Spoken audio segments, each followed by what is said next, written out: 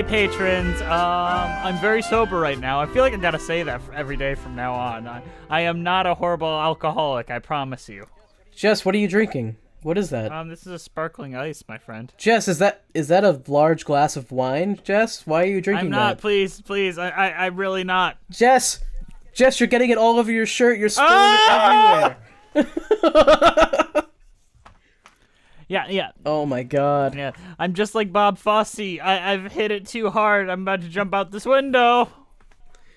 You know what? Fosse Verdon gets the ending of Pippin. They understand it. No shit, they do. If anyone was gonna understand the ending of Pippin, it was gonna be Fosse Verdon.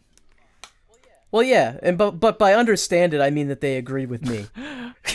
What was different from what you said than what I said? I feel like the ending is one of those things you and I were mostly in agreement on. No, what you said is that he should have killed himself because that was the right thing I did to not do. say that. Was the right decision. I did not say that. I said that was the easy answer for a cop-out ending.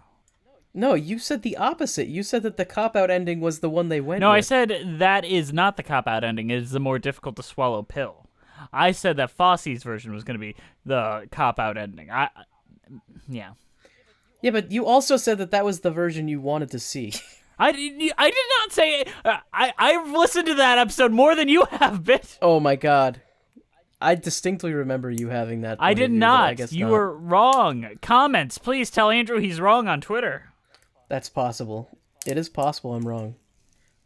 But not about Pippin, because Pippin I was right about. Yeah, generally you were right as far as the consensus of the response. People agreed with you more. I don't think I said anything that negative about the show aside from the fact it's a bit messy.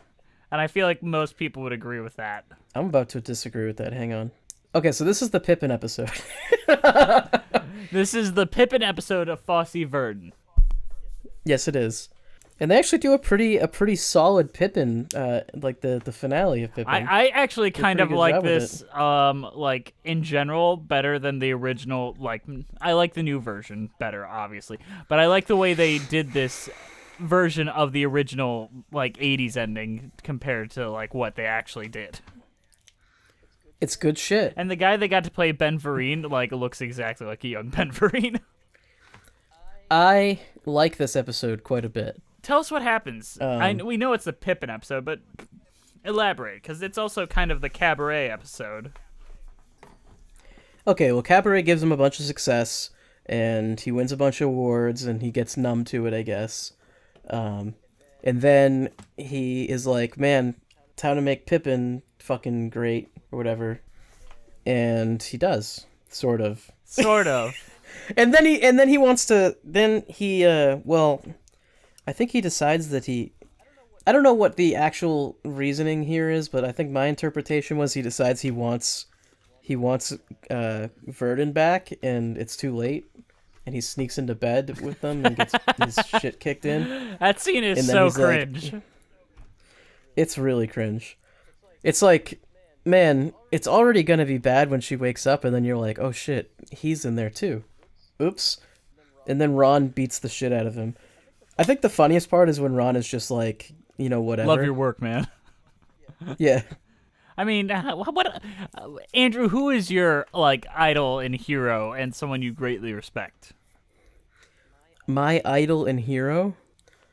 I don't know if I have an idol or a hero. He's a good Christian. He doesn't practice idolatry.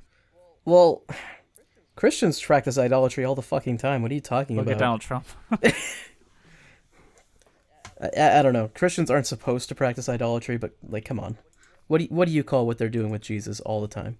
That's God. That's an extension of God. Yeah, whatever. Well, they still have statues for him. It's fucking idolatry. Okay, never mind that. I don't know. I guess people that I look up to the most would be musicians that I like. Like, if your favorite musician came into bed with you and your girlfriend, how would you react? Well, I'd probably try to beat the shit out of them. Then be like, I love your work. I mean, yeah, I probably would. But, like, I don't know. It's a different scenario a little bit, because, they are actually married, so it's like, it's weird. Yeah, they never divorce, which is a weird thing in the actual realm of Fosse and Verdon's life. What I don't quite understand it. I guess the exclamation is for the kid. Yeah, but I also feel like it was kind of a bit of we never got around to it. Yeah, and like neither of them really give a shit. So it's like Marriage doesn't mean whatever. much to either of them. They probably got some good tax cuts anyways. And I think Bob knew if they divorced, she would get half of everything he's got. He didn't want that. Yeah. But she wasn't pushing for a divorce either, No. so obviously she wasn't really thinking of that. So No. Does Gwen have many like big scenes in this? I know last week was really a Gwen-centric episode, and this one she's just she's there. She gets to sing Glory and the finale of Pippin, which is pretty cool. No, this is very much more focused on Bob. Bobby. Because they have the whole like montage of him winning awards and becoming very numb to the fact that he's winning awards, Which is a real thing, and it sucks. Like, I got to a point with After Ashes where I just got depressed every day I won an award because I'm like, I'll never feel joy again. You know, Jess, you need to feel joy for yourself and not rely on other people to give you joy. Yeah, I've learned that. Thank you, Andrew. That's the lesson. That's the lesson. And you know what Bob Fosse doesn't do? He never learns that lesson. And that's why he wants to die. I mean, let's go into Gwen during the closing of her show, Children, and how badly that goes. Yeah. Well, it gets canceled right away, basically? They perform it one time and they cancel it? Yeah, because previews and all that went so badly that on opening night they know they're going to close. Dude, that's fucking lame. It happens. It is a thing that happens quite often in Broadway, in fact. Thanks to people like Ben Brantley. Go fuck yourself, Ben Brantley. Glad well, he's already done it, apparently. Nobody fucking liked him anyway.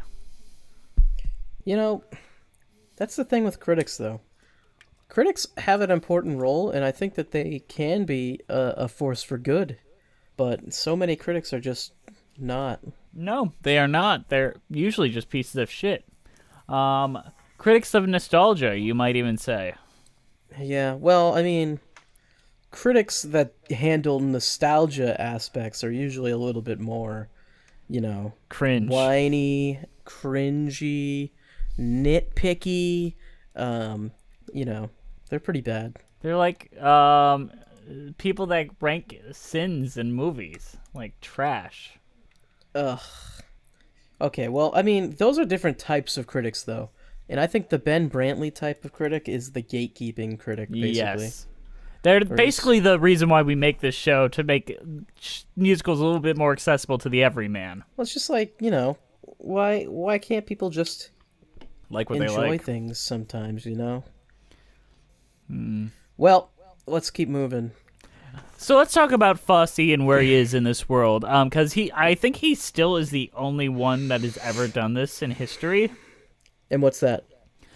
He won the trifecta in 1 year. He got the Oscar for Best Director for Cabaret and directed his two leading actors to Oscars too, which is well known. He won the Emmy for Liza with a Z, directing that and putting that on TV. And then he won the Tony for Best Director for Pippin, all in like the span of a 6-month period of 1 year. It's crazy. No one has ever done that before or since. I don't think anyone is fucking stupid enough to try.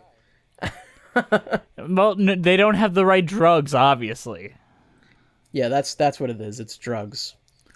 I mean, he starts having fantasies and delusions about, about his best friends telling him to kill himself. Vivid memories turn to fantasies. Is that lyrics from something? Wild Wild West.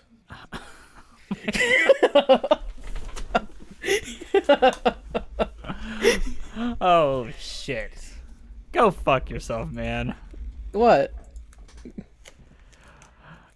Is Wild Wild West, like, as bad as they say it is? Oh, absolutely. It's fucking garbage. It seems like it's a recipe for success, though. I like Will Smith at the time was, like, big in the, like, world right after Men in Black and Fresh Prince and all that. And Barry Sonnenfeld was equally as effective. Or, like, it could have been great. Well, could have been great and was great are two different things. You know what, Andrew? That is a fair point. You know what? I don't like Will Smith as an actor. I really just don't. I feel like we've set that up in our timeline many times. I think we have. The only movie I can really think of that I like him in is Men in Black. Suicide Squad. Oh God. I have not watched Suicide Squad, so I don't know. I'm excited for the new one. I like James Gunn. I'm be real. I don't think that the premise is a good premise. So what about the premise do you not like? Harley Quinn existing? Have you seen Birds of Prey? No, I have not. That's actually a really good movie. Like a properly good movie. I honestly like strongly dislike Harley Quinn. I don't really particularly like Batman to begin with. I think my Batman episode I said that, but what you got against Batman? I just don't like Batman. I think he's brooding and characterless. Are you more of a Spider-Man type of guy? I like Hawkeye. Have you even read a Hawkeye comic? No, I just like that he shoots arrows. I think it's lame. I'll be real though, I hate the punk aesthetic. I do. And I think Harley Quinn, that's like the only thing she has going for her, and everyone likes her because of that. And I wouldn't say dislike that. Only because she started in the animated series as definitely not a punk aesthetic. That kind of came in much later. But that is what she is now, and I don't like it. Have you watched the Harley Quinn TV show, the animated show? Dude, I avoid anything Harley Quinn related like the fucking plague. I just do not like her. That is the best Batman TV show there has been since the animated series. I think it is properly great. Do they actually delve into the fact that she is in a horrifically abusive relationship? Yes, that is the entire arc of the 2 seasons. Yeah, because I feel like that is the aspect of her character that I dislike the most. That it's just like, she is just in an abusive relationship, and that's just like, that's it. In the first episode, she and the Joker break up, and then she's slowly getting over that and trying to make her own name, and then at the end of the second season, she and Poison Ivy are in a relationship, and it's great. Yeah, that's the other thing, though. Like, these are supervillains. Yeah. They're murderers. Yes, and do we want to see them happy? I don't know.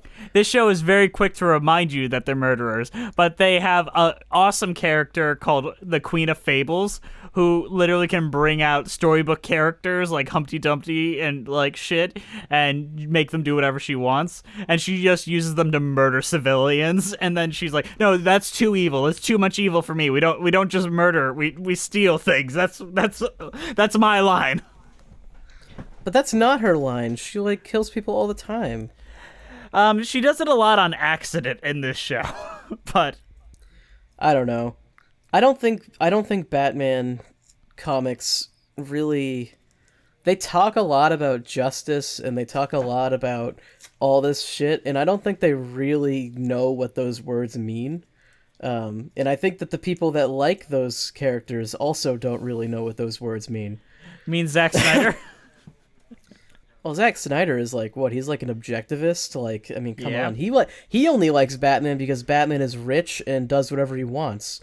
Like, that's why he likes Batman. And he hates Superman. Like, just watching Man of Steel, he hates the idea of Superman.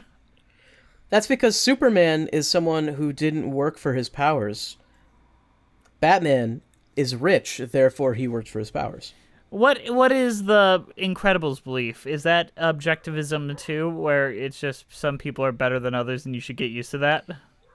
I would actually argue no. I think a lot of people push that the Incredibles is very Randian, but I'm actually not of that opinion.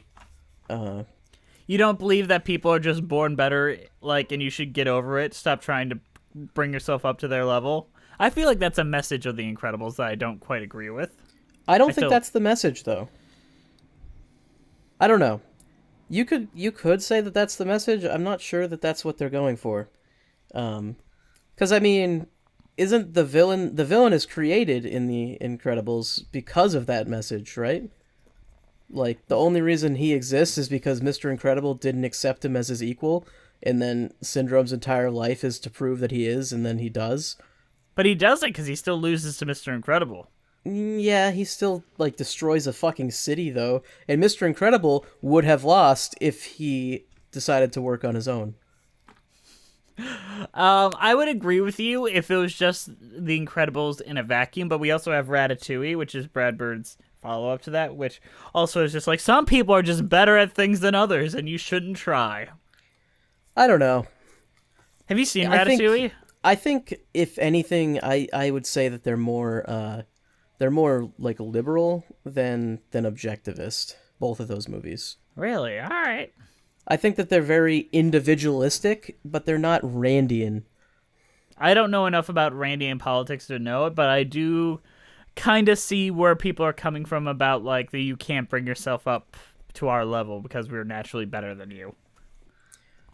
Yeah, I guess. I don't know. I think The Incredibles in context, though, you don't really get as much of that message as Rand would. I mean, if you read, like, an actual Rand novel, like, the villains are socialists who want to help others, and, like, you know, The Incredibles are superheroes. Their whole thing is that they help others. You know, like, Rand would be very fucking against that. That's crazy that Zack Snyder is so in love with Ayn Rand, like, and then he directs superhero films, which literally all superheroes do is help others, technically. Well, that's the thing, though. In his movies, Superman doesn't help others. Superman does, but he looks fucking miserable. City. Superman destroys a fucking city and then murders someone. And then Batman, like, brands people so that they get killed in prison? Yeah. Like, what the fuck? Like, he doesn't help anybody.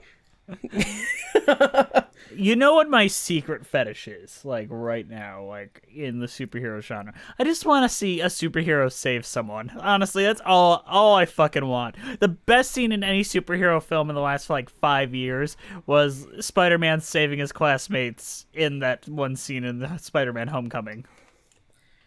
To be honest, what I want to see out of superhero movies is them to stop. And I know, oh my goodness, I'm doing you think superhero movies are getting old? Oh my god, wow, you're just the worst, aren't you? They are. I think that there should be other movies. They are getting fucking old. Can there we get should some be other movies. Movies? Like, Jesus Christ, how many fucking superhero movies do we fucking need? Take every superhero movie and replace it with a musical, and now we're talking. Hell yeah. Give me fucking musical sickness, you know? Like, make me sick of that shit. I mean, if you had to watch a musical every week for the last 110 weeks, I mean, how would you think you'd survive? I don't know. I don't think I could even do something like that. That'd be crazy. Know who else is crazy? Bob Fosse for thinking about jumping off the fucking side of a building. Is Bob Fosse a Randian figure? I think so, because I think he's just naturally better at things than everyone else.